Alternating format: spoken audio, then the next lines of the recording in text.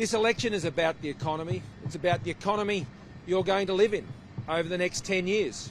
And the strength of that economy matters.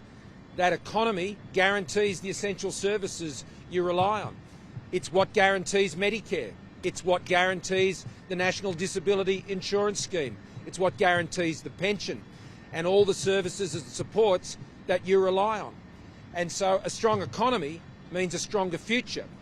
And this election is a choice between a government that has demonstrated our strong economic and financial management capabilities and has a strong economic plan to ensure our economy continues to grow into the future, producing the jobs and ensuring the strength of that economy to support the essential services that you rely on. Unemployment coming down to 4% and believed to be falling. Having the biggest turnaround we've seen in our budget of some over $100 billion in just the last 12 months. A AAA credit rating, which is also helping us to keep downward pressure on costs of living. And right now, as a result of that, we've been able to deliver that immediate support on cost of living pressures right across the country.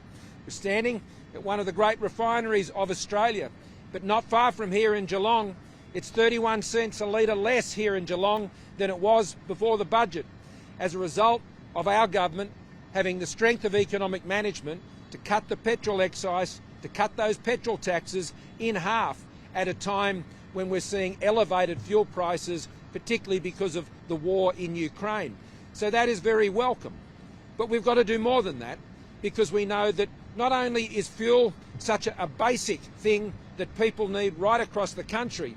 I mean, if you've got 2 cars and you're living here in Geelong, this saving as a result of the fuel excise cut is around about $700. And that is going to be very welcome relief to families at a time like this. But the economic plan we have to keep going forward has fuel security very much at its heart. And that isn't just about the economy, that's about Australia's sovereignty. At a time when we're seeing supply chain stress, when we're seeing global uncertainty, our ability to refine fuel here, right in Australia, matters very much for our own strength and our security going into the future. And that is why I particularly want to commend Angus Taylor, who's here with me today. Part of our plan is to be ensured that the 2 refineries that we have, both up in Lytton in Queensland and here in Geelong, is that we could make sure they can continue to be viable and they can continue to operate. And they've extended out their life here because of the very strong package of support we've put in place to help them keep those jobs. Now there's 1,250 jobs, both in the refinery in Queensland and here in Victoria. The investments that we're making and announcing further today is going to ensure that we retain those jobs. But there's another 500 jobs in both of those refineries that is involved in the construction projects.